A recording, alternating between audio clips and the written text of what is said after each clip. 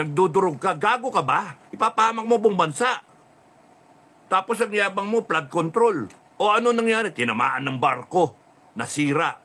Ng putya, walang bakal. Naanod yung mga dike. Oh. Nawala yung sa PhilHealth.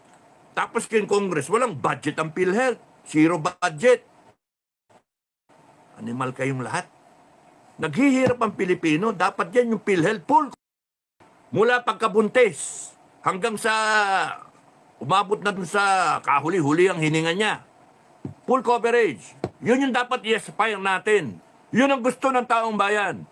Full coverage. Kasi Pilipino tayo.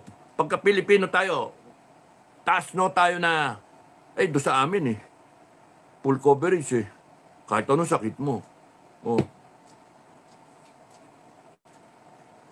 Ay, nako. Ano nangyayari? Mga mambabatas natin. Kasi panay pangako kayo. Hindi nyo naman gagawin. Panay kayo forma-forma. Pabango kayo ng pabango. That's why, Madam President, when you take your oath of office and we come to that point, to the crossroad of reality, the crossroad of change, what path are we going to take? Left, right, derecho. Yung derecho, RevGov. Revolutionary government. Declare a revolutionary government. Let's clean everything up. Let's reboot everything. Hindi ko kayo kinakausap, BBM. Hindi kayo. Si Inday Sara. Kayo makialam. Bastos kayo. You had your chance. Let's clean up everything. Let's reboot everything. Let's make sure. Kayo. Let's make sure na let's move forward. Kawawa ng tao. 120 million na tao Kawawa yung mga indigenous people natin. Kawawa yung mga Muslim na kapatid natin. Kawawa lahat ng mga nasa squatter. Wala talaga nalululun sa droga Yung konting kikitain, nanakawin pa, kukuhanin pa, kukulimbatin pa ng puta ng mga na yan. Ng mga drug lord na yan. Mga pulis na abusado. That's why we have to revamp the entire PNP. No more of this shit ng mga... Mabait pa si Duterte. Mabait pa. Tapos yung mga EJK na yan, puta na yan. Mag-RevGov tayo, kita nyo. Sinong maingay? RevGov tayo. Sinong maingay dyan? Mangas. Salita kayo, gagaling ninyo. Pero putya kayo, nakikinabang kayo sa ginawa ni Duterte. Salita-salita kayo dyan sa ICC, reklamo kayo. Tapos nun, meron kayong mga sinulsulang kayo. Ngayon, kung talagang biktima kayo, mag-file kayo sa kaso.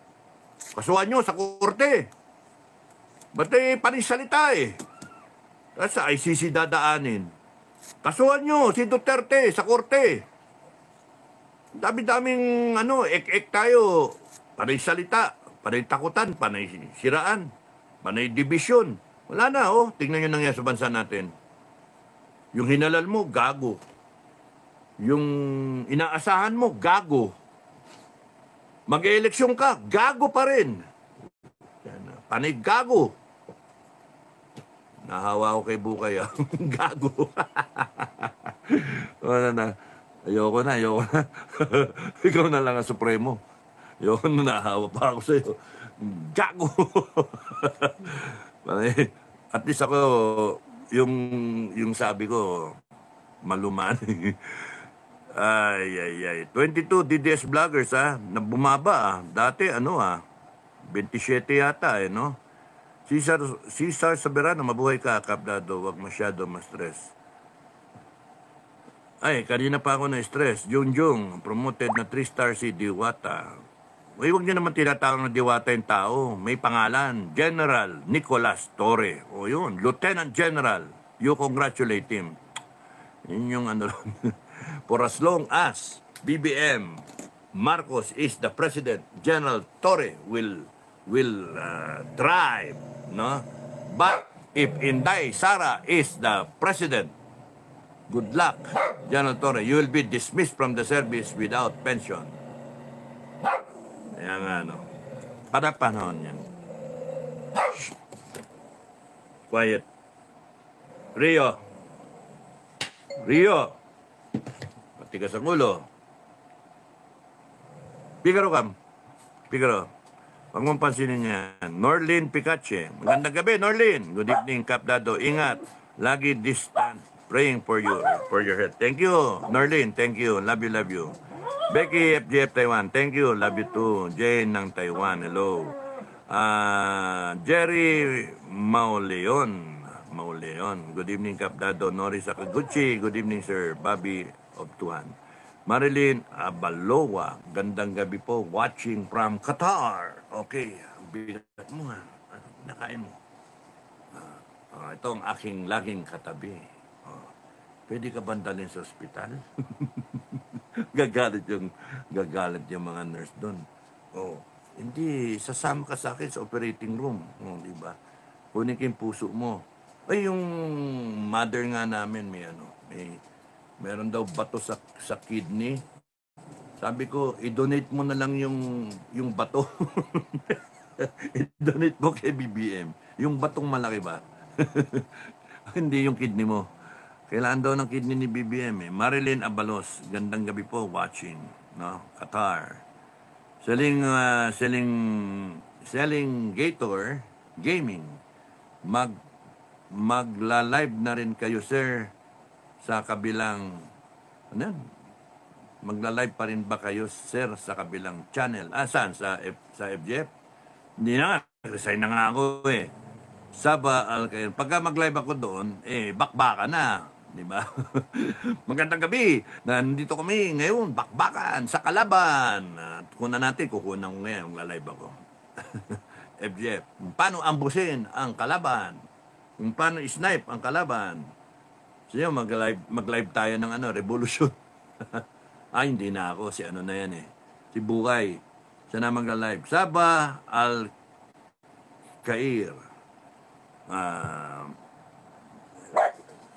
Okay. Thank you, Tariray. Ewan ko, ano sabihin nun?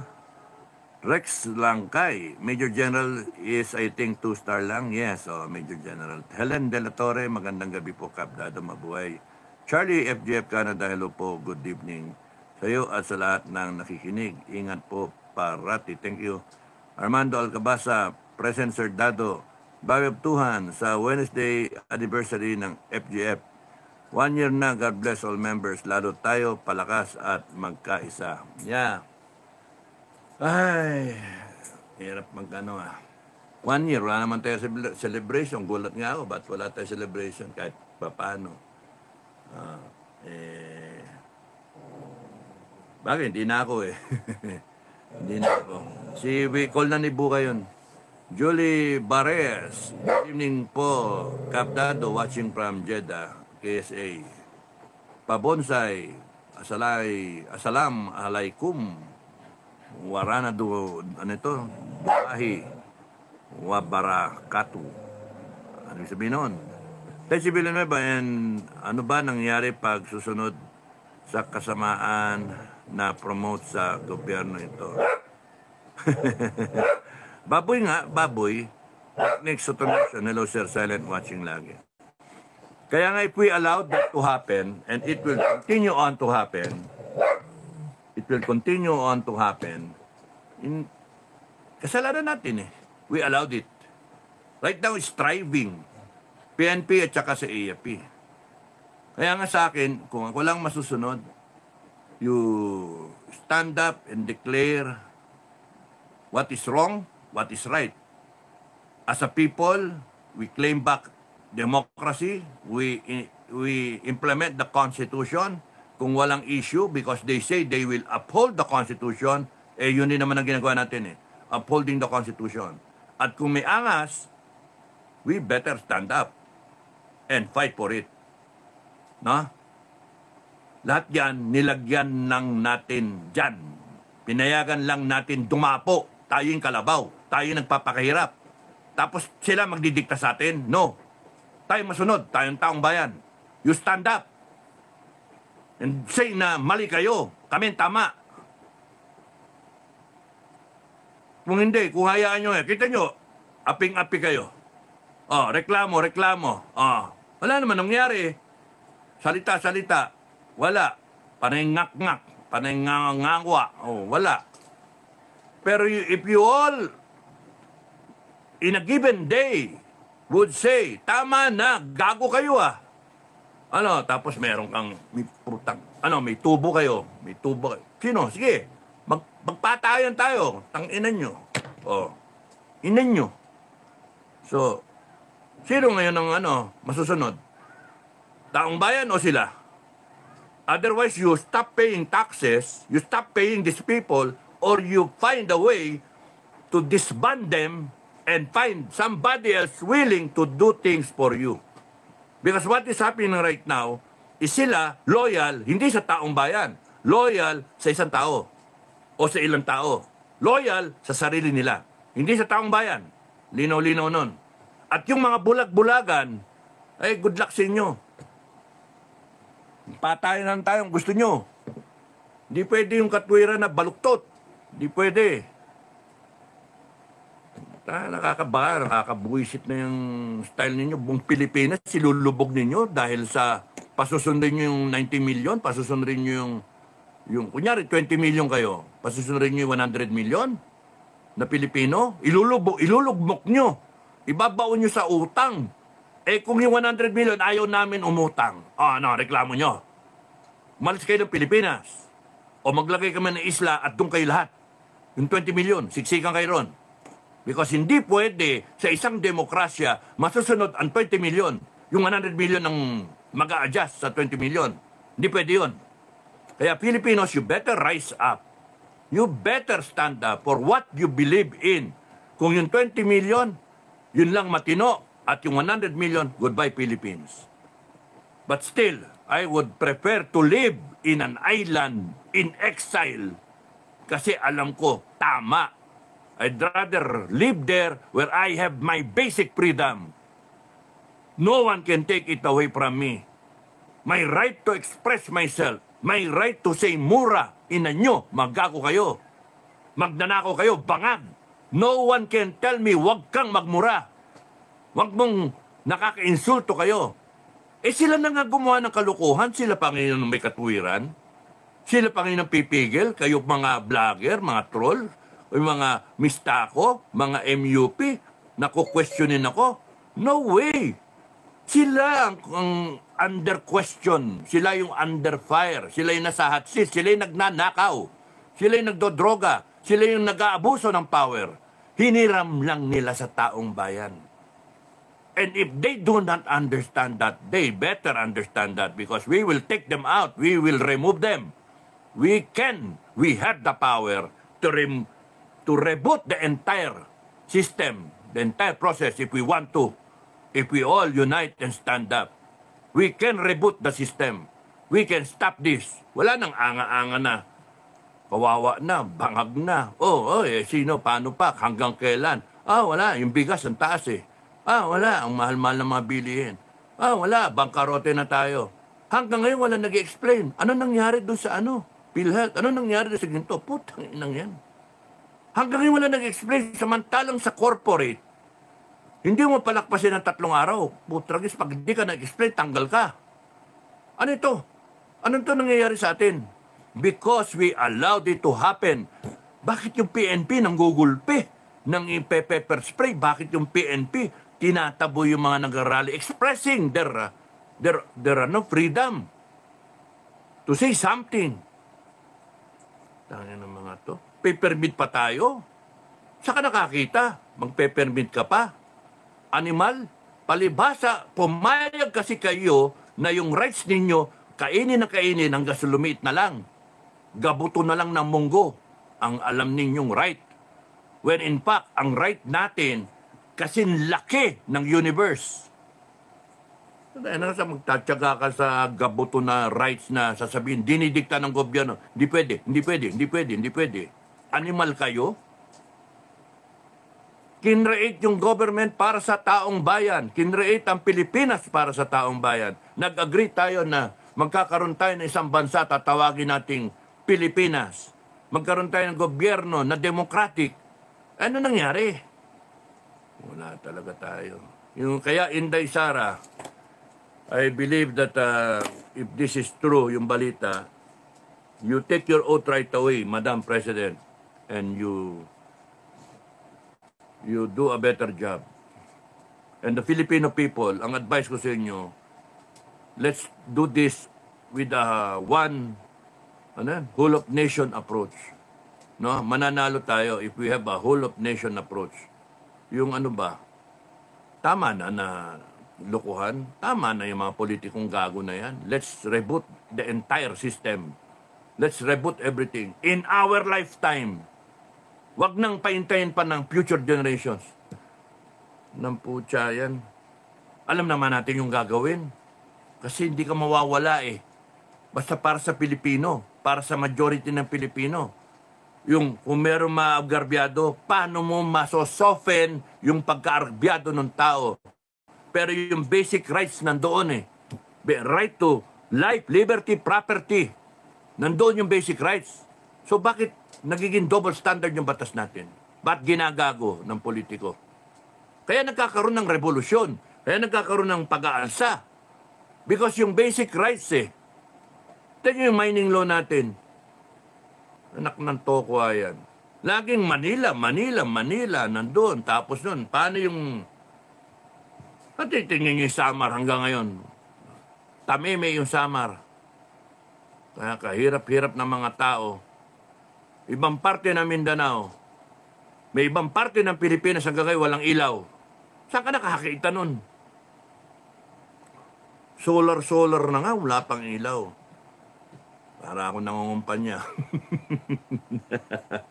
Dapat lahat may ilaw, no? Ilawan. Mag-breed kayo ng firefly, sasabihin ng isang ek na baliw ba? Gentlemen, we will breed firefly. Lahat ng firefly, ipunin natin. Para lahat ng Pilipinas may Christmas tree. May ilaw-ilaw. Ang kagaguhan. Imagine ang dami pang lugar na walang ilaw. Naknang toko yan. Kasi nag-rely tayo sa mga private sector na pailaw. Kasi mas makastos nga naman yung wire na tatawid mo ilang kilometro, hindi Pero may solar na eh. Ay, naku. Ganon din, irrigation. Palpak tayo eh. Production ng bigas. Lahat eh, palpak tayo. Kahit sa mo tignan, palpak talaga lahat eh. Depends, palpak eh. Palpak eh. Gegera pa tayo. Ang galing naman. Lalabing isa na lang ang fighter jet natin. Wala pang kukuha pa lang tayo ng 20 o 40. Utang pa. Utang ninyo. Utang pa. Wala talaga tayo. Sige, hanggang dyan lang. Hanggang dito na lang ako. Magbablog pa si Commander Bukay. Ano oras na ba? Magbablog pa si Commander Bukay. Sakrino, damay mista ni Senator Bato. Siya yung piloto. Yes, lahat damay. Thank you, Lord Leonila Rixa. Thank you. God bless. Aldrin Harolan, good evening sir, watching from Rosario, Cavite. Maraming salamat sa inyong lahat. Ay, haba pala. Sorry, haba. Ala. Thank you sa mga comment ninyo. Argo Bingot, ang malaga nakulong na sa dahig ang animal. Uy, ano ito? Sino yun? Bakit naman ganon?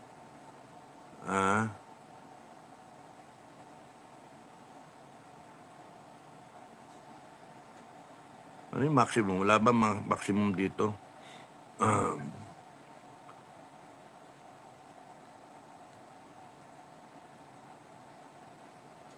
Sige, maraming troll. Mga troll, ang gagaling ninyo, bayad naman kayo. Wala kayong prestige, mga troll. You know why?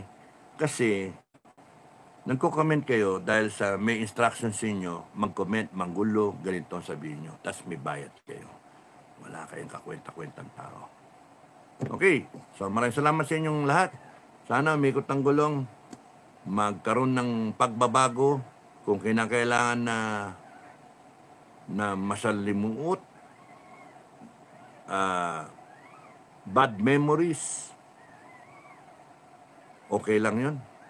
But it will, if it is to bring about golden memories, why not?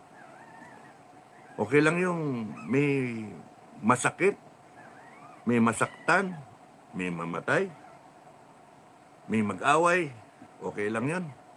If it is the price that we have to pay in acquiring back freedom, our rights, our democracy, and ensuring yung bansa natin forward na talaga. Away with the trash, away with the bad habits, old habits, away with corruption, away with negativity. Panay forward tayo. At kayong mga maingay, sa isang isla lang kayo. Doon kayo. With the basic necessities. Doon lang kayo sa isang isla. Exiled. Walang citizenship. Hindi kayo Pilipino. You don't deserve to be called Filipinos. So hanggang dito na lang ako. Let's wait kung ano yung ano ni Kainday. Let's hope na si BBM ay nasa, wag niyong i-wish naman na mamatay. Lupit ninyo. Wag, ayoko mamatay kasi ako, pagka may tsugi yung sa morgue, kuha kayong book i-video nyo kuha kayong book. I-sample nyo, may witness, etc. etc. Kuha yung book ni BBM pakikremate ka agad yan Gusto natin makita kung meron niyang droga sa dugo niya, sa system niya. So, kayong mga medical personnel, make sure makakuha kayo ng book para ma-hair follicle. Okay. Pero have it documented. Okay? And ma-video. Tapos kung sino man yung doktor talaga, come out kung ano ba talaga yung kwento. At kung fake news yan, ilabas nyo si BBM kung fake news na sinasabi nyo. At Madam President, Madam Inday, hinay-hinay lang, do not expose yourself ng so much exposed, no? Kasi baka mamaya tinatimingan ka lang. So yung kung fake news yan, binring out ng kanila para pagsamantalahan ka.